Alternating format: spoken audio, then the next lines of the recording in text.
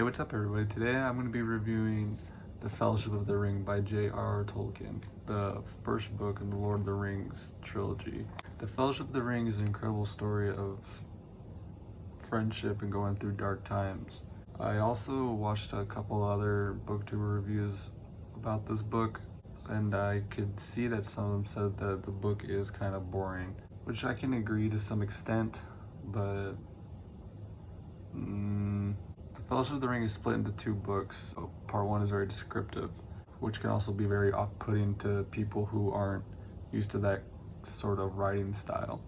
You spend quite an amount of time in the Shire, pretty much hanging out with Bilbo and Frodo, learning about the world that they live in and how everything works. And I'll admit, a part of me was just kind of like, hey, let's get this quest going, let's get the adventure rolling. But now, having finished the book, I really enjoyed how many things were explained, so that way when the time did come to take the ring to destroy it, it felt very urgent in a sense, where everybody was like, we gotta go, we gotta get this going. Now, I have seen the films multiple times, Fellowship being my favorite one, so I was excited to see how the film and the movie differed and the differences in them. And they were a little jarring, but not anything too crazy.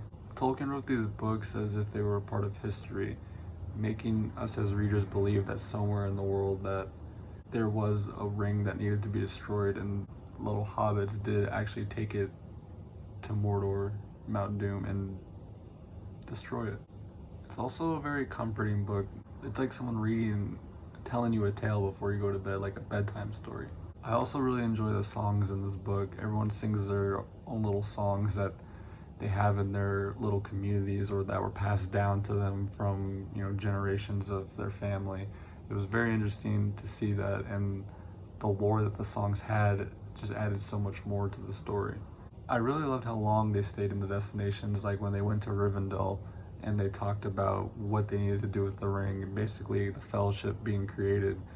It was like 3 or 4 or 5 chapters in the book. I feel like it was really, really long, but very, very cool to see how it wasn't just like, okay, well, the ring is bad, we gotta take it, let's go, which is kind of how it felt in the movie. It was also really cool to see them spending so much time in Lothlorien and traveling there. That was really cool. I really enjoyed seeing that. I also really adore Frodo and Sam's friendship in this book, now having finished it. Everyone needs a friend like Sam, someone to have your back and get you through those dark times. I really enjoyed The Fellowship of the Ring, and I really think people should at least read it once in their life if they haven't read it, and if you've seen the movie, at least, read it to say you read it.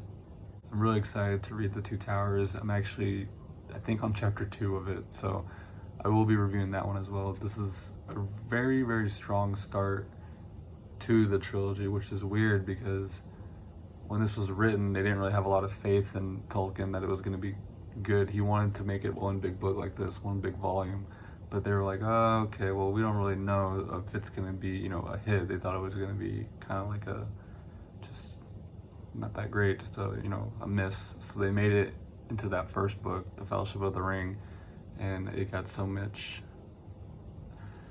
feedback that he did The Two Towers and Return of the King. I hope you enjoyed this review of The Fellowship of the Ring, and I'll see you next time.